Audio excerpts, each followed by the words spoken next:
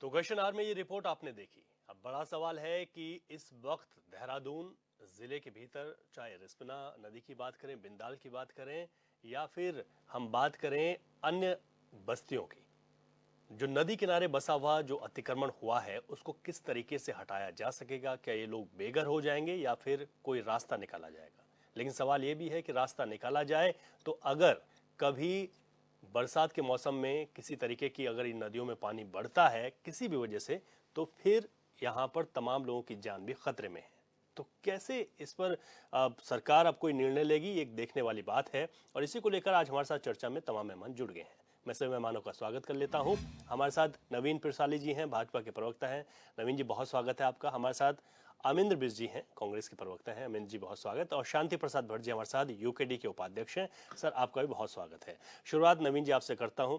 आपकी सरकार है, आप लोग क्या सोच रहे हैं, क्योंकि 30 जून का वक्त दे दिया है। एनजीटी ने कहा कि 30 जून से कार्रवाई शुरू कर दीजिए। अब नगर निगम ने नोटिस देने भी शुरू कर दिए हैं और कांग्रेस ने सवाल उठा दिए कि हम नहीं होने देंगे। एक बार का घेराव भी हो चुका है नगर निगम का। देखिए रवि जी, इस पूरे प्रकरण को हमें समझना होगा कि ये अ, है क्या। दरअसल इसके पीछे काफ़ी राजनीति हो रही है और भ्रांति भी फैली हुई है। मैं आपको बताऊं कि 2016 के बाद सरकारी भूमि, गैर सरकारी भूमि, नदी के बीच में या नदी के किनारे जिन लोगों ने अवैध निर्माण किया हुआ है जिससे नदी का बहाव रुक सकता है या कभी बादल फटने पर वहाँ पर उनके घर बह सकते हैं या अन्य प्राकृतिक आपदाओं में जो जान माल का नुकसान हो सकता है, ऐसी जगहों पर एनजीटी ने जो राष्ट्रीय हरित अधिकरण है उसने नोटिस भेजा हुआ है और लगभग यहाँ जो बताया जा रहा है कि 500 घरों को नोटिस भेजा गया है। तो अब उसमें कार्रवाई क्या होगी, कैसे होगी, कब होगी, ये तो तय समय के हिसाब से जो भी होगा। और लेकिन जहाँ तक सरकार की बात है, सरकार हमेशा चाहती है कि लोगों के घर बसे लोग, सरकार कभी भी उजाड़ना नहीं चाहती। और खासतौर पर भारतीय जनता पार्टी की सरकार तो घर बना के दे रही है और करोड़ों घर लोगों को दिए हैं। तो लेकिन यहाँ पर हमें ये समझना होगा कि क्या जो अवैध रूप से नदियों पर कब्जा हो रहा है, क्या ये सही है? क्या अगर वहां पर कोई आपदा आती है तो उसके लिए जिम्मेदार कौन होगा? तो कोई तो कहीं ना कहीं तो एक स्थिति ऐसी आएगी कि इसका निराकरण करना पड़ेगा, इस पर कोई ना कोई स्टेप तो लेना पड़ेगा। अगर पूर्ववर्ती सरकारों ने सही निर्णय लिया होता तो मैं समझता हूं आज ये नौबत नहीं आती। मैं आपको एक उदाहरण दूं, हरीश रावत जी की सरकार के समय में हरिद्वार के लिए एक एनजीटी का आदेश आया था। उन्होंने उस आदेश का बड़ा घुमाव करके उसको बचाने की कोशिश की अपने लोगों में, क्योंकि वहां पर काफी लोगों के होटल थे उस वक्त, बहुत सारे लोग उनके अपने थे, तो उन्होंने उनको बचाने का प्रयास किया और ये परिपाटी आगे फिर बढ़ती रहती है। लेकिन मैं कहता हूं कि जो गरीब लोग हैं जिनके पास घर नहीं है उनको आशियाना भी मिलना चाहिए, लेकिन इस तरह से जो जो इस जोन में है जहां पर प्राकृतिक आपदा आ सकती है, कभी भी जान माल का नुकसान हो सकता है। उत्तराखंड है, देवभूमि, आप बार बार बादल फटने की घटनाएं हम यहाँ पर सुनते रहते हैं। और इतनी बड़ी आपदा, केदारनाथ आपदा हमारे सामने आई, हजारों लोग बह गए, कई घर बह गए नदी के किनारे पर जो थे। तो उससे हमें सबक लेना पड़ेगा और कोई ना कोई स्टेप ऐसा लेना पड़ेगा ताकि ये भविष्य में रिपीट ना हो और उत्तराखंड के नदी और नालों पर भी कब्जा ना हो, ये भी बहुत जरूरी है। तो ये आदेश पहले एनजीटी का है, उत्तराखंड की सरकार का आदेश नहीं है, ये हमें समझना पड़ेगा। एनजीटी का आदेश है, उस पर आगे जो कार्रवाई होगी स्टेप बाय स्टेप क्या होगा वो आपके सामने आता रहेगा। आज तो पहली डिबेट है हमारी और इस पर हम बात करते रहेंगे। ठीक है नवीन जी, आपने अपनी बात रखी। आपने दो चीज़ें बताई कि जब भी अगर जिस तरीके से हमने अपने प्रदेश में देखा है, 2013 का आपने जिक्र किया, तो इसके लिए तो गंभीर तो होना पड़ेगा और रास्ता भी इसके लिए ढूंढना पड़ेगा। अमिंद्र बिज जी, आप कांग्रेस का स्टैंड तो साफ है। जिस तरीके से मलिन बस्तियों के हितों के लिए एक परिषद काम करती है, उन्होंने तो यहाँ पर कांग्रेस के साथ वो नगर निगम में भी चले गए। उन्होंने कहा किसी भी तरीके से इनका हक नहीं छीनने देंगे। तो आप लोग तो चाहते नहीं हैं कि जो यहाँ पर तमाम लोग बसे हैं वो हटाए जाएं, लेकिन रास्ता होना चाहिए या नहीं होना चाहिए जिस तरीके से अतिक्रमण हुआ है? देखिए, जब कांग्रेस की सरकार अंतिम बार इस प्रदेश में रही 2016 में, तो हरीश रावत जी जब मुख्यमंत्री थे तो उन्होंने अस्थाई समाधान इस समस्या का ढूंढ लिया था और जो पट्टे थे उनको मालिकाना हक देकर नियमितीकरण की कार्रवाई शुरू हो गई थी। आपको जानकारी होगी कि तकरीबन 2 दर्जन लोगों को उनको मालिकाना हक भी मिल चुका था। उसके बाद भारतीय जनता पार्टी की सरकार इस राज्य में बनी और जो नियमितीकरण की कार्रवाई थी उसको रोक दिया गया और उसके बाद से लेकर के जो एनजीटी वाला प्रकरण आया उसके बाद आपने अपनी इंट्रोडक्शन स्पीच में इस बात को कह दिया है कि उसमें जो है फिर भारतीय जनता पार्टी की सरकार अध्यादेश लेकर के आई और फिर उसको 3 साल तक लटकाते चले, उसका अस्थायी समाधान ढूंढने की कोशिश नहीं की। और फिर उस अध्यादेश को फिर यहाँ पर एक मुख्यमंत्री उस समय त्रिवेंद्र रावत जी बदले, उसके बाद दूसरे मुख्यमंत्री आए, उन्होंने भी उनको इस पर फिर निर्णय लेना था क्योंकि अध्यादेश की अवधि पूरी हो रही थी, लेकिन उन्होंने भी निर्णय लेने की बजाय इसको लटकाने की सोची और उसके बाद जो है फिर उसको फिर अध्यादेश को विस्तारित कर दिया गया। आप ये कह सकते हैं कि दो अध्यादेश इसमें आ चुके हैं। 2017 के शुरुआती दौर में ही जब सरकार बन गई थी, आज हम 2024 में हैं, तकरीबन 8 साल की सरकार हो गई। तो ये मलिन बस्तियों के जो नियमितीकरण का जो विषय है, इसका अस्थायी समाधान क्यों नहीं ढूंढा गया? जनता सरकार क्या कर रही थी? अब चूंकि जब ये मामला फिर से अध्यादेश की अवधि पूरी होने वाली है और एनजीटी का जो समय सीमा है वो भी पूरा होने वाला है और साथ में जो है फिर एक बार जो है नगर निकाय चुनाव भी आ रहे हैं, तो भारतीय जनता पार्टी के जो शहर के विधायक हैं, चाहे उनमें विनोद चमोली जी हों, चाहे खजान दास जी हों, चाहे यहाँ पर जो नगर निकायों की जो राजनीति करते हैं गामा जी हों, ये लोग फिर एक्टिव हो गए हैं और ये अपनी सरकार को इस बात के लिए कह रहे हैं कि भाई इस पर जो है इसका समाधान होना चाहिए और इनके पक्ष में होना चाहिए। इस मामले को उठाने का काम भी कौन कर रहा है? अभी आपने देखा जब भूमिका आप इसकी बांध रहे थे तो बाइट भारतीय जनता पार्टी के विधायक की चल रही है और वही लोग मुख्यमंत्री से कई बार मिल भी चुके हैं। तो दो बातें नहीं चलेगी। रवि भाई देखिए कि अभी एक बात आई, नवीन भाई ने कहा कि बसाने का काम पूर्ववर्ती सरकारों ने किया। अब आप बताइए मुझे कि ये राज्य जो बना ये 2000 में बना और वहां से ये तो छोड़ दीजिए आपकी, ये बसाने वाले कौन लोग हैं इनको तो हम सब जानते हैं और कौन से विधायक ने सबसे ज्यादा बस्तियां बसाई हैं, जो मसूरी के जो अतिक्रमण हैं वो किसने बसाए हैं, या जो मसूरी के विधायक कौन हैं और उन्होंने कितने अतिक्रमण बसाए। जो रायपुर के विधायक हैं वो चाहे किसी भी पार्टी में रहते हुए वो लगातार इसके लिए मैं ये कह सकता हूँ आपके चैनल पर कि कुख्यात हैं। तो शहर में जो भी लोग रहे, खासकर ये जो विधायक हैं आज की डेट में भारतीय जनता पार्टी के, इन्होंने इस तरीके के अतिक्रमण को अधिकतर सह देने की कोशिश की। आप लोग क्या चाहते हैं? हम एनजीटी का जो आदेश है हम यही तो कह रहे हैं। हमारी पार्टी ने मलिन बस्ती वालों के साथ इस बात को लेकर के ज्ञापन भी दिया है, उनके साथ जो है सड़क पर भी उतरने का काम किया है।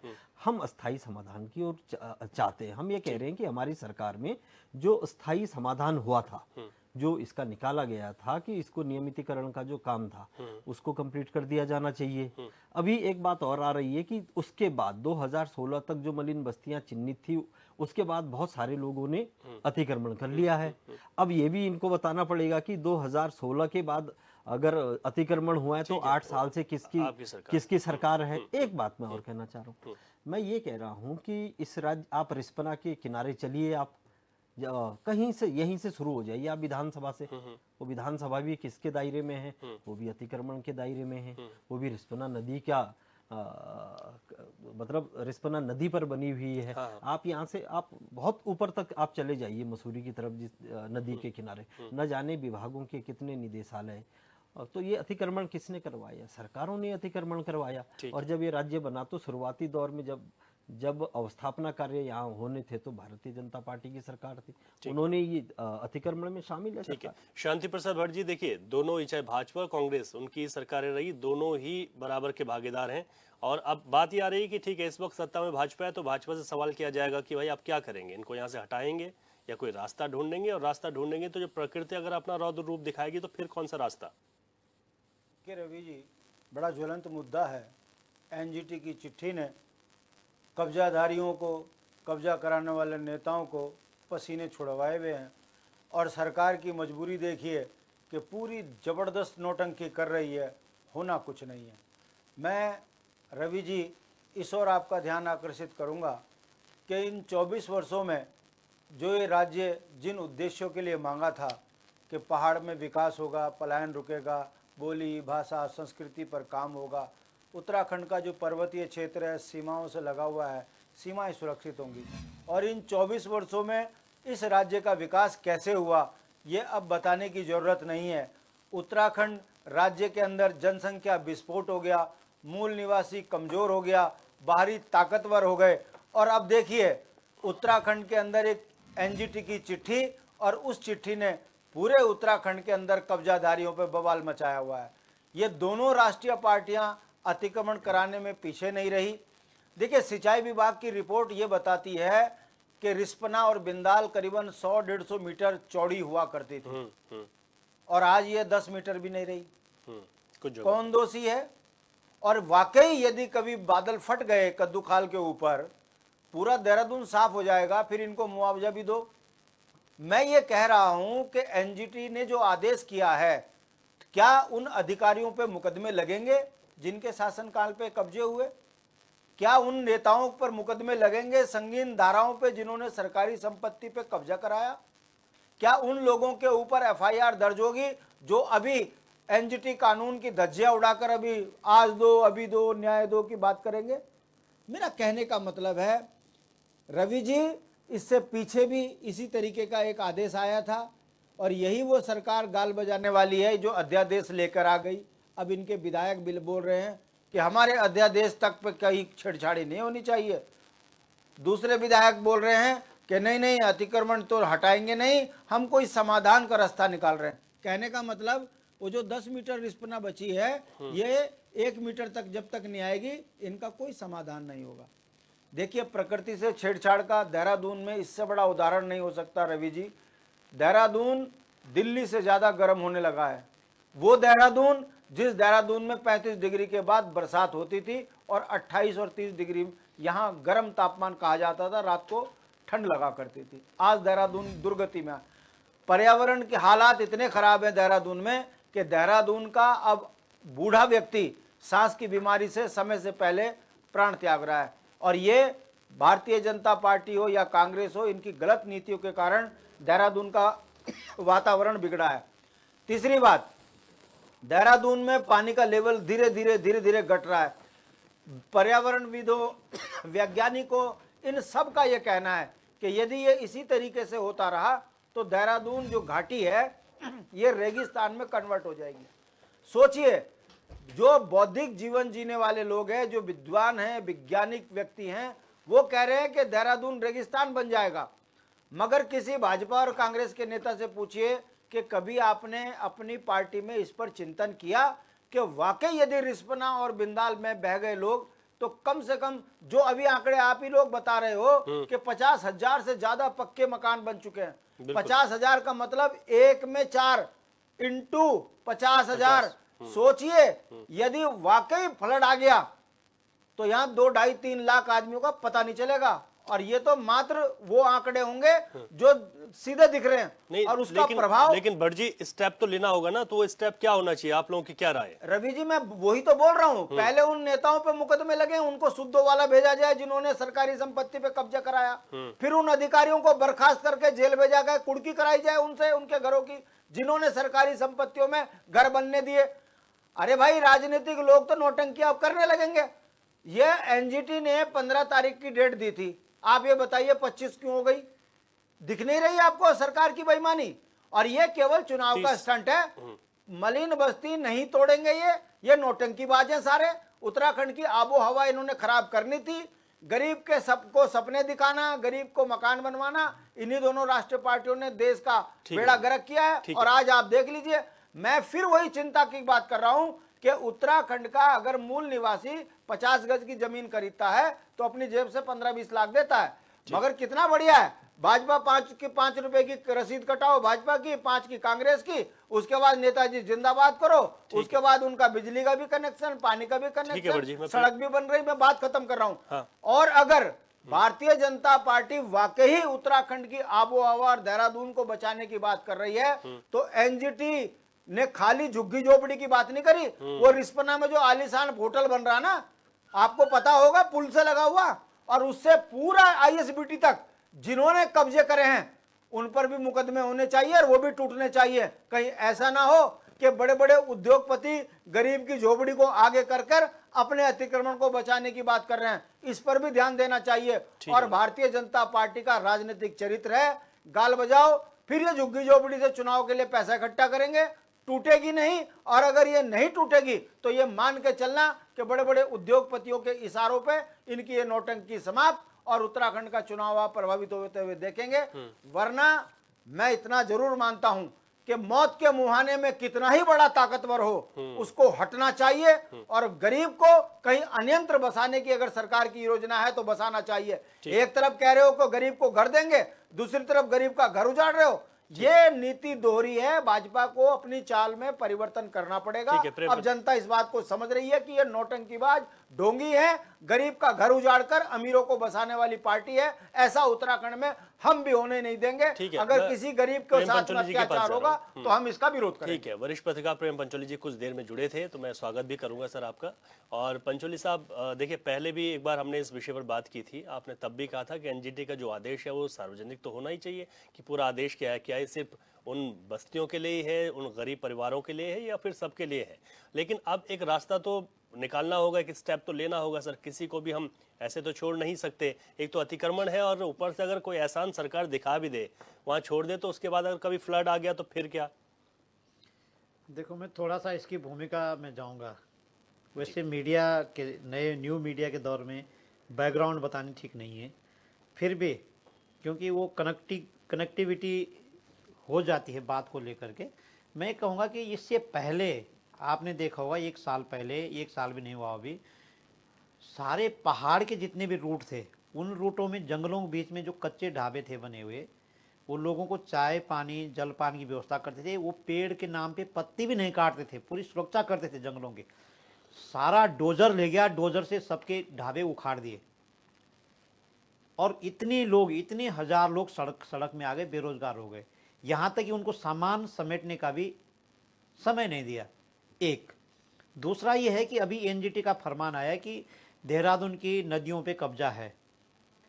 एनजीटी ने सिर्फ देहरादून की नदियों की बात नहीं की। मैंने पहले बोला कि एनजीटी के 7 कानून हैं, जो 7 प्रकार के जो हमारे जो एसिड हैं पर्यावरण के, उसके लिए 7 अलग अलग प्रकार के कानून बनाए गए। जल के लिए, वन के लिए, पानी के लिए, इस तरह से, और बायोडाइवर्सिटी के लिए, जंतु के लिए, जीव जंतु के, इस तरह के 7 प्रकार के कानून हैं। और जो एनजीटी ने अभी फरमान दिया है, इस फरमान पे अभी उसका पूरा खुलासा तो इन्होंने नहीं किया, सरकार ने करना चाहिए। उस पे ये इन्वायरमेंट को गंदा करने के लिए, प्रदूषित करने वाला फरमान है।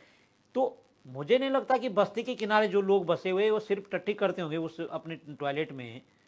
ये शब्द का इस्तेमाल इसलिए कर रहा हूँ मैं कि करना चाहिए, कभी कभी बहुत छोटे शब्द भी बोलने पड़ते हैं, तो वो उस अपने टॉयलेट में टॉयलेट करते होंगे। लेकिन इन्वायरमेंट को पॉल्यूट करना वो किसका काम है? देहरादून को मैंने पहले भी डिबेट में कहा था कि देहरादून में एजुकेशन और हेल्थ का बड़ा हब है, और इतने बड़े बड़े हॉस्पिटल हैं, इतने बड़े बड़े होटल्स हैं, इतने बड़े बड़े एजुकेशन के सेंटर्स हैं, इतने बड़े बड़े स्टडी सेंटर्स हैं, जहाँ पर बहुत पोलाइटली कार्बन और तमाम प्रकार की चीज़ें, क्लोरोफॉर्म और ये सब चीज़ें आती है। और बगल में आप देखना कि सेलाकुई में और इधर हरिद्वार की तरफ जो है सिडकुल भी है। तो ये सिर्फ देहरादून के लिए नहीं आया, पूरा जो उत्तराखंड राज्य है, उत्तराखंड राज्य में पोल्यूशन कैसे बढ़ रहा है और किन के कारण से बढ़ रहा है। मुझे लगता है कि एनजीटी ने ऐसा तो नहीं कि किसी बस्ती के लिए दिया होगा। अब हम उसके समाधान पे आते हैं। समाधान से पहले एक और बात बताऊं कि ऐसी कोई नदी नहीं है, देहरादून की नदियां नहीं है।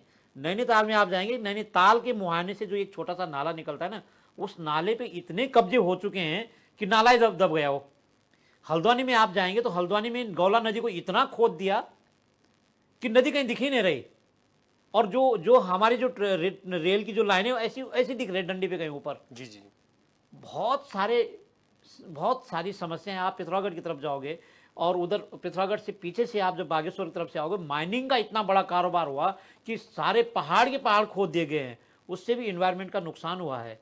तो एनजीटी ने सिर्फ देहरादून की नदियों के लिए नहीं दिया, ये समझना पड़ेगा। अब जब एनजीटी ने यह सवाल उठा दिया है तो मैं ये कहता हूं कि अगर तुम्हारी जिम्मेदारी है ना, इस समय तो जो सत्ता में पार्टी है उसकी जिम्मेदारी है, लेकिन विपक्ष की भी जिम्मेदारी है कि सही बात बोले ना, अपनी बात पे सफाई देनी और दूसरे पे बोलना कि तुमने गलत किया है, ये लाजमी नहीं है। तो अच्छा हो कि विपक्ष भी सही बोले, सच बोले कि ये गड़बड़ हुई है, लेकिन जो सत्ता में लोग हैं उनको तो अच्छा, उसको तो सुधारना पड़ेगा ना। वो सत्ता के लोगों को चिट्ठी सीधे अखबार में देनी चाहिए। मीडिया के जितने भी हमारे मंच है, अब तो मीडिया के बहुत सारे मंच हैं, कई मंच हैं, सोशल मीडिया में वायरल कर दो, एक को व्हाट्सएप तो कर दो, एक को तो कर दो, एक पर्सन को व्हाट्सएप, तुम्हारी चिट्ठी सबके पास पहुंच जाएगी, एनजीटी का फरमान सबके पास पहुंच जाएगा। तो इतनी औकात भी नहीं, इतनी हिम्मत भी नहीं है। ये शब्द मैं कुछ गलत शब्द, बहुत छोटे शब्दों का इस्तेमाल कर रहा हूं, क्योंकि हमें इस राज्य के प्रति बहुत नाराजगी है जो राज्य के साथ अन्याय हो रहा है। तो मैं ये कहना चाहता हूं कि वो एनजीटी का फरमान एक बार उसका खुलासा हो जाए तो पता चल जाएगा, दूध का दूध पानी का पानी हो जाएगा कि बिंदाल, रिस्पना और तमाम नदियों के किनारे बसे हुए लोगों के लिए फरमान है या जो मैंने बोला उनके लिए फरमान है। यदि उनके लिए फरमान है तो सबसे पहले सॉल्यूशन उनका करना पड़ेगा कि जो पॉल्यूशन कर रहे हैं ना, वो क्या कर रहे हैं, उनके पास तो साधन है, वो तो सरकार पे डिपेंड नहीं है ना। सबसे पहले उनको पूछा जाएगा कि तुम समाधान क्या कर रहे हो। ठीक है, बस्ती को हटा दो, दूसरी जगह भेज दो, बेचारों को चले जाएंगे, अपना एक थैला लेकर के निकल जाएंगे। आपको पता है, आप जब भाववाला की तरफ जाएंगे, मैंने पहले भी बोला था, पूरी नदी पट गई है टेंट से, हजारों परिवार हैं। आप जब इधर से आएंगे, क्या बोलेंगे, इधर रिस्के से आएंगे तो आप थानों होकर के, थानों से जैसे नीचे उतरेंगे पूरी नदी पट रखे, बाजार है, नाई की दुकान वहां है, चाय की दुकान वहां है, और तमाम छोटी मोटी चीजों की दुकान, जनरल स्टोर वहां पर अंदर उस टेंट में। तो आप किसको बोल रहे हैं, किसने बसाया? किसी ने तो बोला होगा चल लगा दो टेंट, बिल्कुल एक को बोला होगा, दो को बोला होगा। किसी की तो सबसे पहले इनको अपने गिरेवान में झांकना चाहिए। मैं तो ये कहता हूं कि सत्ता के लोगों को अपने अगर पवित्र चरित्र दिखाना है ना, तो इस बार अच्छा मौका है। जिनको आप हटा रहे हैं उनके पुनर्वास की पहले व्यवस्था कीजिए। जैसे आपने आंकड़े दिए कि क्या है कि कितने 50,000 50,000 विभाग ने एक अपना जो फ्लड जोन का उन्होंने करा, तो उसमें तो उनका ये 50,000 परिवार आ रहे हैं। परिवार आते हैं। एक परिवार में अगर 4 भी हैं कम से कम, किसी में 7-8 भी होंगे, तो 2 लाख लोगों का, यानी कि टीरी बांध से 50,000 ज्यादा, टीरी बांध से 1,25,000 लोगों का विस्थापन हुआ है, और ये तो इससे उससे भी ज्यादा हो रहा है। तो या तो उसके विस्थापन की कोई एक तैयारी हो, या इस पे इन्होंने इतने अपार्टमेंट बनाए हैं। अरे भाई, जो बड़े बड़े आलीशान अपार्टमेंट है जो कांच के जैसे चमक रहे हैं, उनमें क्या प्रधानमंत्री आवास योजना की व्यवस्था नहीं होगी?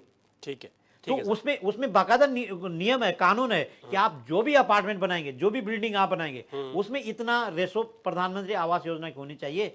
तो जो सबसे पहले तो एमडीडी के अपार्टमेंट से पहले जितने भी प्राइवेट अपार्टमेंट है उसको खंगाला जाए पहले। इतने लोगों को तो बसाया जा सकता है, बहुत बड़ी बात थोड़ी है। ठीक है सर, और उसकी किनारे सही की जा सकती है, बहुत बड़ी बात नहीं है। सरकार सब कुछ कर सकती है, बिल्कुल। और सरकार से इसी वजह से पूछा भी जा रहा है क्योंकि इस वक्त सत्ता जिनके हाथ में। नवीन जी, एक सवाल ये है कि जब अध्यादेश आपकी सरकार लाई थी, उस दौरान अध्यादेश में ये कहा गया था कि इस दौरान अध्यादेश तो ठीक है, लेकिन इस दौरान इनके विस्थापन या फिर कोई रास्ता खोजा जाए, मतलब इस समस्या के हल निकालने के लिए। ठीक, अध्यादेश आया लेकिन किसी ने कुछ नहीं सोचा। अब एनजीटी का तो अब ये आदेश आया है, लेकिन कोई रास्ता तो निकालना पड़ेगा ना। सवाल तो वही है कि स्टेप तो लेना पड़ेगा। जब नहीं लेंगे तो फिर तो आगे ये समस्या और ज्यादा विकराल हो जाएगी। देखिए रवि जी, आप सही कह रहे हैं कि स्टेप लेना पड़ेगा। अब आप ये समझिए कि ये लगातार बढ़ता जा रहा है, ये नहीं कि मतलब काफ़ी सालों से अतिक्रमण बढ़ता जा रहा है, उसको कहीं पर रोक, फुल स्टॉप नहीं लग रहा है। एक तो इसमें फुल स्टॉप लगाने की आवश्यकता है। दूसरा, अगर 2016 के बाद अगर अवैध निर्माण हुआ है तो उसकी क्या कार्रवाई होगी, उससे पहले वालों की क्या कार्रवाई, 2 कैटेगरी है इसमें। नहीं तो आप ये समझिए कि 2024 के बाद भी बनते रहेंगे, आगे भी बनते रहेंगे, और बनते बनते जो हमारी नदियां हैं पूरी पाट दी जाएंगी। और ये लोग, अब ये देखिए कि पूरे और जगहों से भी, मैं कहूँ कि उत्तराखंड की अगर प्रदेश की बात करें, उत्तराखंड की अपनी एक सीमित संसाधन है। उन संसाधनों पर एक भौगोलिक परिस्थिति के अनुसार और यहाँ के वातावरण के अनुसार यहाँ पर रोजगार की तलाश में बाहरी लोग भी काफ़ी यहाँ पर आते हैं। और वो किस प्रकार से आ रहे हैं, वो कब्जे करने वाले भी आते हैं, यहाँ पर घर बनाने वाले भी आ रहे हैं, यहाँ पर व्यापार करने वाले भी आ रहे हैं। तो हमें उसको अब कैटेगराइज करने की आवश्यकता है कि कहाँ पर रोक लगानी है, कहाँ से हमें आगे बढ़ना है, कहाँ पर हमें क्या करना है। तो मेरे को लगता है कि ये समय आ गया है जब यहाँ से हमें सोचना शुरू करना पड़ेगा कि इसका स्थायी समाधान क्या है। ये नहीं कि जितने आज बसें, अगर उनको आप बसा भी देंगे कहीं पर, आप देखेंगे 10 साल में फिर उतने ही लोग वहाँ पर बस जाएंगे, और सबको ये लगेगा कि उत्तराखंड सरकार ठीक है, मकान दे देती है, कहीं भी बस जाओ और आपको घर दे दिया जाएगा, आपको सारी सुविधाएं दी जाएगी। अगर ये परिपाटी यहाँ पर चल पड़ी तो मैं समझता हूँ पूरे देश से लोग यहाँ पर आने लगेंगे। सवाल तो ये भी उठ रहा है कि निकाय चुनाव से पहले ही ये बात क्यों आती है? सवाल तो ये भी है। नहीं, निकाय चुनाव से, ये तो एनजीटी का आदेश है ना, ये तो एनजीटी का आदेश है, नोटिस एनजीटी की तरफ से आया है, सरकार ने दिया नहीं, उसका उत्तराखंड सरकार से नोटिस का कोई लेना देना नहीं है। नोटिस एनजीटी की तरफ से आया है। मैं ये बात करने की कोशिश कर रहा हूं कि हमें अपने नदी नालों को भी बचाना पड़ेगा और अपने लोगों का भी ध्यान रखना पड़ेगा। तो सरकार को तो दोनों देखना है। विपक्ष को केवल यहाँ पर राजनीति करनी है, वो राजनीति कर रहे हैं अपने। इसका समाधान हमारी सरकार ही निकालेगी और सरकार जो बेहतरीन समाधान होगा वो निकालेगी। लेकिन कहीं ना कहीं इस परिपाटी पर रोक अब लगनी चाहिए कि यहाँ पर अतिक्रमण ना हो। एक सख्त मैसेज भी सरकार की तरफ से जाना बहुत जरूरी है, मैं समझता हूँ, कि ताकि अन्य लोग अब वहां पर कब्जा ना करें। नहीं, आपकी बात बिल्कुल सही है, आप ठीक कह रहे हैं। लेकिन 2016 में भी ऐसा ही हुआ था ना, जब तमाम चीजें हुई थी। लेकिन उसके बाद 2016 के बाद ही 525 अतिक्रमण, जो नगर निगम का आंकड़ा है, कह रहे कि 525 ऐसे अतिक्रमण हुए हैं जिनको नोटिस दे दिया उन्होंने। आपका पुलिस मांग रहे हैं, गाड़ियां मांग। मैं यही तो बता रहा हूँ कि 2016 तक अगर हमारी सरकार ने अध्यादेश लाकर बचाने की कोशिश की तो उसके बाद तो फिर लगातार हो रहा है। तो जब लगातार हो रहा है तो वो अतिक्रमण कहीं ना कहीं तो रोकना पड़ेगा। आप ये बताइए कि नदी के बीच में मकान बनना या नदी के किनारे मकान बनाना क्या सही है? गलत है। क्या सरकारी जमीन पर मकान बनाना सही है? हमारी सरकार ने अभी 5000 एकड़ से ज्यादा की जमीन खाली की है। ये कार्रवाई केवल यहाँ पूरे उत्तराखंड में कार्रवाई हुई है। जो सरकारी भूमि है वो खाली कराई गई है, ठीक है, अवैध कब्जा हटाया गया है। ठीक है। तो जो जहां तक अध्यादेश लाई है सरकार उसकी जिम्मेदारी किसी न किसी प्रकार से लेगी। लेकिन क्या कहीं पर अवैध तरीके से बने हुए मकानों के लिए मुआवजा होना चाहिए या अवैध तरीके से जो काम कर रहे हैं उसके लिए मुआवजा होना चाहिए? मैं समझता हूँ हमें भी दुनिया को घूमने का इतना मौका मिला, कहीं भी अवैध काम के लिए कोई मुआवजा नहीं होता है। लेकिन सरकार फिर भी अपने लोगों का हमेशा ध्यान रखती है। सरकार सबके लिए बराबर काम करती है। तो सरकारी स्तर पर जितने प्रयास होंगे सरकार करेगी। लेकिन जब एनजीटी का आदेश आता है तो उसकी पालन किस प्रकार से किया जाना चाहिए या कहाँ ये परिपाटी हमें, क्योंकि देखो पर्यावरण का ध्यान भी तो सरकार को ही रखना पड़ता है। आप सभी लोग इतना घेरते हैं सरकार को, पर्यावरण नहीं हो रहा, विकास की बात सरकार सड़क बनाती वहीं पर घेर लिया जाता है सरकार को। सरकार आज कोई विकास का कार्य करे सरकार को वहीं पर घेर लिया जाता है। अगर हम केदारनाथ पुनर्निर्माण की बात करते हैं, वहां पर अगर अच्छा बनाने की कोशिश करते हैं वहां भी हमें घेर लिया जाता है। तो ये जो विपक्ष तो घेरेगा, लेकिन हमारी सरकार जो इस वक्त जनहित की सरकार है और एक विजनरी मुख्यमंत्री माननीय धामी जी इस वक्त हैं, वो बहुत अच्छे निर्णय इस प्रदेश के हित में ले रहे हैं। जो भी अच्छा निर्णय इस प्रदेश के हित में है वो लिया जाएगा। लेकिन समय तो बहुत कम है ना, 30 जून से तो कार्रवाई शुरू करने के लिए एनजीटी ने कहा है। आप 1 महीना मान लीजिए। तो मैंने कहा ना, सरकार उस पर विचार करेगी कि उस पर क्या किया जा सकता है, क्या बेहतरीन विकल्प है। और इस परिपाटी को भी कहीं ना कहीं रोकना पड़ेगा। अतिक्रमण की परिपाटी जो उत्तराखंड में चल पड़ी है, इसको कहीं ना कहीं रोकने की आवश्यकता भी है। ठीक है, अमिंदर बिज जी, भाजपा का ये कहना है कि अगर इस पे कोई रास्ता निकालेंगे तो हम ही निकालेंगे। तो आप बताइए कि 2017 से ये चल रहा है, 2017 से आप 2 अध्यादेश लेकर के आ गए। तो अध्यादेश किस लिए लाते हैं? अध्यादेश मतलब काम चलाऊ व्यवस्था होती है ना। बिल्कुल, लेकिन उस दौरान भाई कुछ सोचा जाता है। हाँ, मतलब हमको अस्थायी समाधान ढूंढना है और तब तक के लिए अध्यादेश लाया जाता है। आप अध्यादेश लाए 3 साल के लिए, उसकी अवधि थी, फिर आपने उसको 3 साल बढ़ाए। तो आप बताइए कि 7-8 साल हो गए हैं, 2017 से ये शुरू हुआ है ना, तो 17 से लेकर के अभी तक कितने साल हो गए आप गिन लीजिए। और इतने बीच इतने सरकार ने नहीं, मैं वही तहत कई आवासीय फ्लैट बनाए हैं जहां पर लोगों को दिया जा रहा है। मैं ये कहने की कोशिश कर रहा हूं, आपको समझना होगा। मैं आपकी बात को मैं यहाँ पर समझने की कोशिश कर रहा हूं कि यहाँ पर अगर हजारों लाखों की संख्या में लोग आते रहेंगे, कोई भी मैं आ रहा हूं, मैं उसी बात नागरिक मैं उसी बात पर आ रहा हूं। दूसरी जगह जा सकते हैं, लेकिन कोई निश्चित, उसका तरीका तो होता है, वो तरीका तो सेट करना पड़ेगा। आने जाने का तरीका तो कहीं ना कहीं सेट करना पड़ेगा। आपने जिन बातों को कहा, मैं उसी पर आ रहा हूं। हम केवल अवैध तरीके की बात कर रहे हैं। मैं बहुत पीछे नहीं जाना चाहता। मैं सिर्फ पिछले 7-8 सालों की हम बात करते हैं, जब से 2 अध्यादेश आ गए हैं। और जैसा मैंने बताया कि अध्यादेश का मतलब वो एक काम चलाऊ व्यवस्था है कि जब तक हम इस पर कोई अस्थायी समाधान नहीं निकाल लेते तब तक के लिए अध्यादेश है। ठीक बात है। तो उस अध्यादेश को एक बार फिर उसको विस्तार दिया जा चुका है, वो 2 बार हो गया है, फिर भी उसको उस पर कोई इलाज ढूंढा नहीं गया उस बीमारी का। उसके बाद क्या हुआ कि अब चूंकि बात सर पर आ गई है, बारात गांव के बाहर खड़ी है लेकिन अभी तक जो है टेंट नहीं लगा है, शादी की कोई तैयारी नहीं है। तो ठीक वही स्थिति है यहाँ पर कि अब चूंकि कोई तैयारी नहीं है और एनजीटी का जो आदेश है उसका पालन भी करना है। नगर निगम ने इस बीच में एक और नई बात कह दी है, जो आप भी बता रहे हैं कि कुछ नए अतिक्रमण हो गए हैं। तो ये राजधानी है और अगर राजधानी की 2 नदियों के बीच में नए अतिक्रमण हुए हैं तो आप बताइए कि नगर निगम क्या कर रहा है?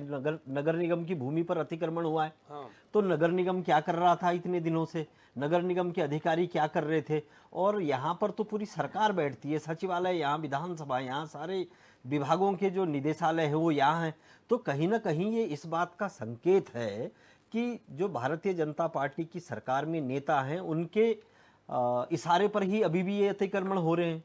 नहीं, भाई तो पुराने दो चीजें हैं ना जी, आपने सही कहा। मैं देखिए, शांति प्रसाद भट्ट जी की एक बात बिल्कुल सही थी। उन्होंने कहा कि आप जो कह रहे हैं ना कि यहाँ पर अतिक्रमण हो रहा है, जी। 2016 के बाद अतिक्रमण हुआ, 527 अतिक्रमण करीब आपने चिन्हित कर दिए। बिल्कुल। लेकिन जब अतिक्रमण हो रहा था तब वो अधिकारी कहाँ थे? उन पर भी तो कार्रवाई हो मैं ना। वही तो उसी पर तो मैं कह रहा हूँ। नेताओं के अलावा अधिकारी भी, हमने नहीं, देखा नहीं। देहरादून में जो तमाम घर अधिकारी बन गए देखिए, हैं, ऐसा है एमडीडीए ना। उनको ध्वस्तीकरण कर देता है, नोटिस चिपका देता है। वही जब मैं वो कह बन रहा रहे हूँ थे कि तब जब कहाँ थे? एमडीडीए नगर निगम ध्वस्ती इन सब चीजों को लेकर के मुस्तैद है, तो उसके बावजूद भी उसके बावजूद भी 500 अतिक्रमण कैसे हो गए?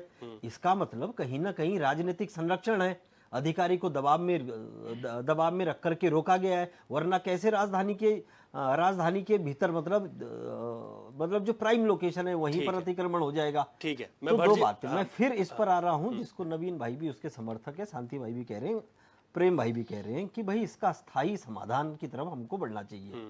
अब पीछे मैं ये नहीं कहता कि कोई एक सरकार उसमें दोषी रही होगी, सभी सरकारें उसमें रही होंगी। अब हम ये मानते हैं कि इसका एक समाधान 2016 में ढूंढने की कोशिश की गई, तो उस समाधान को लेकर के ये था कि अब स्थायी समाधान इसका ढूंढना है। अब आप बताइए कि 2016 के बाद चीजें ज्यों की त्यों खड़ी है, अब आप क्या करेंगे? आपको काम भी करना है और ये क्या आप दूसरा अध्यादेश ले आएंगे? आपके विधायक जो हैं वो मोर्चे पर खड़े हैं मलिन बस्तियों को बचाने के लिए। तो मतलब नवीन भाई को भी इस बात का जवाब देना चाहिए कि सरकार के पास अब आगे का प्लान क्या है, सरकार कैसे इससे निपटेगी। क्या सरकार जिन कब्जों को लेकर के बात चल रही है, क्या वो एनजीटी का जो नोटिस है उसका पालन करेगी, या वो एक बार फिर अध्यादेश की दिशा में सरकार बढ़ रही है? उस पर बात सरकार का पक्ष आ जाना चाहिए। शांति प्रसाद भट्ट जी, आपके पास आ रहा हूँ, एक शॉर्ट में एक जवाब ले लेता हूँ पहले नवीन जी से। नवीन जी देखिए, रवि, मैं ये कहना चाह रहा हूँ कि मैंने वही कहा कि कहीं ना कहीं तो ये हमें बोलना पड़ेगा, नहीं अब बस हो गया, काफी हो गया। तो समय आ गया है, मैं समझता हूँ कि जहां पर हमें फुल स्टॉप लगाने की आवश्यकता है।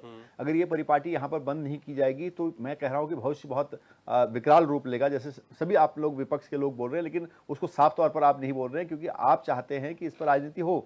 सरकार राजनीति नहीं चाहती है, सरकार समाधान चाहती है। हम राजनीति नहीं चाह रहे हैं, हम तो नवीन भाई सिर्फ इतना जानना चाह रहे हैं, और आपने कह दिया है, आपने ये स्पष्ट कह दिया आपकी डिबेट में कि सरकार इनको तोड़ने के पक्ष में है। मैंने ये नहीं कहा, आपने कहा नहीं, यही कहा है आप उसको कि कुछ कठोर फैसला लेना पड़ेगा। मुझे जो समझ आया वो तो यही है। आपकी समझ गलत है, मैं आपकी समझ को ठीक करता हूँ। मैं ये कह रहा हूँ कि कहीं न कहीं हमें ये कहना पड़ेगा कि नहीं, अब ये अतिक्रमण नहीं होने चाहिए और ये राइट टाइम आ गया उसका करने का। उससे पहले का क्या होगा वो सरकार तय करेगी। ठीक है, दो चीजें कैसे इन लोगों को इसमें दो चीजें आगे आप लोग चाहते हैं कि अब आगे से अतिक्रमण नहीं होगा, यहाँ तक जो हो गया, ये भी तो आ रहा है ना आपकी बात में। ठीक है, शांति प्रसाद भट्ट जी। लेकिन रवि भाई, हम आगे से अतिक्रमण के सवाल पर चर्चा नहीं कर रहे, हम ये कह रहे हैं कि ये रास्ता कैसे निकलेगा, जो एनजीटी। मैं नवीन जी की बात पे बता, नहीं, आपकी बात ठीक है, मतलब उस पर हो कि अब इस पे रास्ता क्या है, बड़ा सवाल तो स्थायी समाधान क्या है? स्थायी समाधान क्या है? शांति प्रसाद भट्ट जी। देखिए रवि जी, निश्चित रूप से यदि जैसे भारतीय जनता पार्टी के प्रवक्ता बोल रहे हैं कि इसका स्थायी समाधान होना चाहिए, अगर सरकार की नीयत सही है, स्वागत करना चाहिए, हम भी साथ हैं। हाँ। मगर सवाल कहाँ खड़े होते हैं? देखो, मैं राजनीतिक व्यक्ति होने के साथ साथ मैं आरटीआई एक्टिविस्ट भी हूँ, और मैं पिछले 1.5 साल से एमडीडीए से एक सवाल पूछ रहा हूँ, पक्के मकान पर नोटिस, कच्चे मकान पर नोटिस या टीन पर नोटिस। आप मुझे 3 चीज का जवाब दे दीजिए, किस किस पर नोटिस दिया जाता है? 1.5 साल से एमडीडीए से जवाब नहीं दिया जा रहा मुझे, और मैं आयोग में करीबन मेरी 4 डेट लग चुकी हैं। और कितने बेईमान हैं, इन्होंने आयोग से भी गलत निर्णय करवा दिया। जब हमने आपत्ति करी तब वो आयोग का निर्णय कैंसिल हुआ, दोबारा डेट लगी, और अभी तक मुझको ये नहीं पता लगा कि एमडीडीए जो उत्तराखंड के लोग हैं, मूल निवासी, जब वो मकान बनाते हैं तो ये नोटिस किस किस आधार पर देते हैं। भाई, पक्का मकान बिना नक्शे के नोटिस बनता है, मगर मकान बना हुआ, जरा सा छज्जा बाहर निकला, उसने टीन क्या लगा दिया, दे नोटिस, और उसके बाद नोटिस में कितनी रिकवरी करी वो नहीं है, नोटिस में ने कमाई। एक बात। दूसरी बात, भारतीय जनता पार्टी ये गाल बजाने वाली पार्टी है। मैं इसी का दूसरा उदाहरण देता हूं, इसी एनजीटी कानून का। हमारे ऋषिकेश में रंबा नदी है, रंबा नदी के अंदर भारतीय जनता पार्टी के राज्य मंत्री एक मोगा हैं, सहारनपुर के रहने वाले हैं, उसने सरकारी जमीन पे कब्जा करके मकान बना लिए, आलीशान होटल बना लिए, खूब अय्याशी होती है। एक सामाजिक कार्यकर्ता नायर हैं, उन्होंने एनजीटी में मुकदमा लड़ा, 1.5 साल के बाद उसे सीज कराया और पूरी भारतीय जनता पार्टी की सरकार लग गई, उसका जो सील तोड़ो, किसी भी तरीके से कोर्ट में गलत दस्तावेज दे दे के तोड़वाने का काम कर रहे हैं। ये बात मैं आपको इसलिए बता रहा हूं, ये जो गाल बजाते हैं ना, अब दर्द दिखा रहे हैं एनजीटी एनजीटी, ये एनजीटी कानून की कैसे धज्जियां उड़ाते हैं। रंबा नदी में भाजपा के कार्यकर्ताओं का कार्य कारनामे देखो, जैसे वन विभाग की जमीन पर वो रिसोर्ट बना हुआ जहां अंकिता की हत्या हुई थी। ऐसे ही अब तीसरा उदाहरण दे रहा हूं, मैं यमकेश्वर ब्लॉक का हूं, मेरे यहां पर बैरागढ़ है, बैरागढ़ के अंदर भारतीय जनता पार्टी के दलालों ने पूरी नदी पे कब्जा करके रिसोर्ट बना दिए और मेरा बीरकाडल में गांव में बड़ी दरार पड़ गई। 2013 से लगातार वहां फ्लड आ रहा है, बाढ़ आ रही है, मकान के मकान बह रहे हैं और हम बार बार सरकार को, हम कहां जा सकते हैं, सरकार को बताएंगे और एसडीएम को बताएंगे। एसडीएम केवल एक कार्य में लगा है, कितना कमाया जा सकता है, जबकि एनजीटी कानून यह कहता है कि 120 मीटर जो हमारी हेवल नदी है उसके इर्द गिर्द कोई मकान नहीं बनना चाहिए। हेवल नदी की छाती पे रिसोर्ट बने हुए। अब आप बताओ, पंचोली जी की यही तो बात थी, उन्होंने ये कहा कि इसको तब सब जगह देखना पड़ेगा ना। देखिए मैं क्या कह रहा हूं, पर सीमित नहीं होना। मैं क्या कह रहा हूं, देखिए हमारा काम है, हम राजनीतिक लोग हैं, कहीं सरकार के ध्यान नहीं है तो सरकार को बताना। अब सरकार क्या कर रही है कि उनमें तमाम भाजपा के बड़े बड़े रसूखदार लोगों के रिसोर्ट बने हुए, हटवा लो अब एनजीटी कानून से। अब आप रिट लगा के कितना एक व्यक्ति कितना जाएगा दिल्ली बार बार। सरकार किस लिए बैठी है, विधायक किस लिए बैठा है, सांसद किस लिए बैठा है, प्रधान किस लिए बैठा है, जिला पंचायत किस लिए बैठा है, एसडीएम किस लिए, मतलब कमीशन खाने के लिए। पूरे उत्तराखंड के अंदर सरकारी संपत्तियां बिक गई। बाबा रामदेव से लड़े, मुकदमा लगा, बाबा रामदेव ने जो है पूरे जंगल जो है राजाजी नेशनल पार्क में जो है पूरा कब्जा कर लिया। ठीक है, लेकिन तो हम छुड़वा रहे, भाजपा बचा रही बेईमानों को। भाजपा का तो ये कहना है कि हमने तो जिस तरीके का अतिक्रमण हुआ था बड़ी उसमें कार्रवाई की है, 6000 तो रवि जी कि हमने 2 एकड़ थी उस भूमि को खाली करा दिया। तो रवि जी मैं झूठ बोल रहा हूँ, ये बगल में ऋषिकेश है, रंबा नदी में जाओ, किस भाजपा, मैं तो नाम लेके बोल रहा हूँ, नाम मोगा है राज्य मंत्री भाजपा का, उसने वहां सरकारी जमीन पर कब्जा कर दिया और एनजीटी ने उस पर सीज करवा दिया। यही भाजपा की सरकार है, उसे खुलवाने में लगी पड़ी। जो मेरा कहने का मतलब है, अगर बैरागढ़ में बरसात में यदि फ्लड आ गया तो कम से कम भी नहीं तो 10-15 हजार आदमी एक साथ मरेंगे। पिछली बार 6 दब के मर गए। मेरा कहने का मतलब, हम सरकार का क्रिटिसाइज नहीं कर रहे, हम ये कह रहे हैं कि हमारी सरकार जो बनी है ये वाकई सही तरीके से काम करेगी तो मानव रक्षा होगी। मानव लालच में यदि कोई गलत काम कर रहा है तो सरकार के नियमावली बनी हुई है, उस नियमावली के तहत काम कराओ ताकि जनहानि ना हो। मगर जब सरकार ही चोर बाजारी में आ जाए, सरकार की 5 रुपए की रसीद कटा के तुम अभी घंटाघर में कब्जा कर लो, अगर आपकी सरकार है मजाल है कोई छुड़वा दे। ये जो मानसिकता उत्तराखंड में पैदा हुई है, इसने उत्तराखंड की आबो हवा खराब कर दी।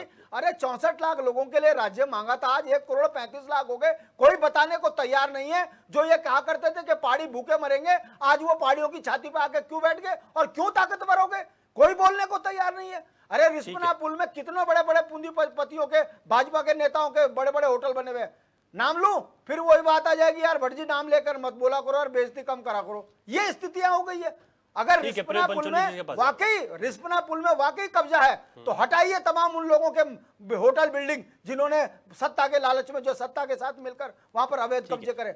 है हिम्मत, मगर क्या करें, दुर्भाग्य ये है जनता भी सत्ता ऐसे बेईमानों को दे रही है और उत्तराखंड 24 साल में लूट रहा है। रोजगार बिक गए, संसाधन बिक गए, बोली भाषा पे काम नहीं हो रहा, राज्य की सीमाएं सुरक्षित नहीं है और उत्तराखंडी रो रहा है, बाहर वाले मजे ले रहे, सत्ता में बैठे गाल बजा रहे। इस पर रोक लगनी चाहिए, लगनी चाहिए, लगनी चाहिए, वरना देहरादून बीजिंग से ज्यादा पोल्यूटेड हो गया है, यहाँ जीना मुश्किल हो गया। यहाँ की आबोहवा खराब, जहाँ पर गलत चीजें हुई हैं वहां पर कार्रवाई भी होनी चाहिए। प्रेम पंचोली जी, सवाल ये है क्योंकि सरकार ने ये कहा लोकसभा चुनाव में, तो बार बार ये बड़ा मुद्दा रहा कि हमने जिस तरीके से यहाँ पर जमीनों पर अतिक्रमण हुआ वन विभाग की सरकारी भूमि पर, उस अतिक्रमण को बड़े पैमाने पर हटाया और मुख्यमंत्री ने ये भी कहा कि ये जो कार्रवाई है ये लगातार आगे भी जारी रहेगी, लेकिन सवाल ये भी है क्या जिस तरीके से इस अतिक्रमण की हम बात कर रहे हैं तो ये उस वाली कार्रवाई में क्यों नहीं आता है, या इनके बारे में क्यों कुछ नहीं सोचा जाता है? देखो, आपके आंकड़े अभी बता रहे थे कि लगभग 2 लाख लोगों को संकट है, 2 लाख लोगों पे, जी। यानी 50,000 मकानों पे संकट है, तो 2 लाख लोगों पे संकट है जी। उससे ज़्यादा हो सकते हैं। जी। पहली बात तो ये। दूसरी बात ये है कि अभी भाजपा के प्रवक्ता ने कहा और आपने भी सभी ने कहा कि सरकार ने 5,000 एकड़ जो जमीन पे कब्जा था उसको इससे पहले अतिक्रमण से अतिक्रमण जो हो चुका था वो हटाया है। हाँ। तो ये तो एक तो ये राजनीतिक फिनोमेना है कि वो 5,000 एकड़ पे कोई अतिक्रमण नहीं था। जो हटाया, मैंने पहले बोला है, एक खोमचा जंगल में बना हुआ है और लोग जब आते जाते रहते हैं, क्योंकि पहाड़ में आप जब ट्रेवल करोगे तो कहीं जंगल आ जाता है, फिर थोड़ी देर नंगे पहाड़ आ जाते हैं, फिर एक छोटा सा गांव आ जाता है। ऐसे छोटे छोटे खोमचे बना रखे, बिल्कुल लकड़ी के और टीन के, पत्थर और सीमेंट नाम की कोई चीज ही नहीं। वहां पर पानी का धारा है, जो उस पानी के धारे को उन्होंने लाइन अप कर रखा है, उसको छेड़ा नहीं, बिल्कुल नहीं, वो बह रहा है, उनको हटाया। और बेरोजगार, अगर 5,000 एकड़ पे कितने बेरोजगार हो गए मैं आपको बताऊं। जब यमुना घाटी की तरफ आप जाओगे, यमुना घाटी की तरफ आप जाओगे तो जमुना पुल से आगे एक सिलांसू नदी है, उस पे 2 बेरोजगार बिल्कुल सड़क से किनारे अंदर खड के तरफ उन्होंने अपने रेस्टोरेंट नहीं बोलेंगे, एक ढाबा बना रखा था। दो बेरोजगारों ने, 2 परिवार पलते थे वहां पे। इन्होंने खड के अंदर जेसीबी घुसाई, डोजर घुसाया और उसको पलट दिया। ये अतिक्रमण हटाना नहीं हुआ, व्यवहारिक बात करनी पड़ेगी, इंप्लीमेंट की बात करनी पड़ेगी। और मैं ये कहता हूं कि हमारे जो साथी, मीडिया के साथी हैं, उन्होंने कितने साथियों ने खबर उठाई। हम क्या करते हैं, अभी भी हमारे साथी ये खबर नहीं उठा पा रहे कि एनजीटी का फरमान लाइए। एनजीटी का जो फरमान है वो आ ही नहीं रहा सामने पे। ये सबसे बड़ा दुख की बात है। और जो राजनीतिक कार्यकर्ता है, उनका धंधा है ये कि जब कोई चुनाव आए तो चुनाव से पहले कोई मौका तो मिले बात करने का। तो अब नगर निकायों के चुनाव सामने पे है, तो जो स्थानीय जो निकाय हैं उनके चुनाव सामने पे, उसके लिए एक फरमान एनजीटी का आ रखा है। उसके लिए 6 महीने का और ले लेंगे। ऐसे तो अध्यादेश 6 महीने के लिए मिलता है, 3 साल के लिए 6 महीने वो बढ़ाते रहते हैं उसको आगे। तो संवैधानिक जो हमारा कॉन्स्टिट्यूशन है वो यही कहता है कि केंद्रीय मंत्रिमंडल एक प्रस्ताव लेकर के राष्ट्रपति के पास जाते हैं और 6 महीने के लिए उसकी स्वीकृति मिल जाती है। कभी कभी वो 6 सप्ताह के लिए मिलती है, तो 6 सप्ताह से 6 महीने, और फिर उसको बढ़ाते रहते हैं, वो रिक्वेस्ट करते रहते हैं कि महाराज दस्तखत कराते रहते हैं। अब उन्हीं का सब है, राष्ट्रपति उन्हीं का सब उन्हीं का, तो चलो कोई नहीं, कर लो तुम इसको। तो व्यवहारिक बात करनी पड़ेगी कि आपने जो 2 लाख लोगों की, तो सीधा विस्थापन करना पड़ेगा आपको।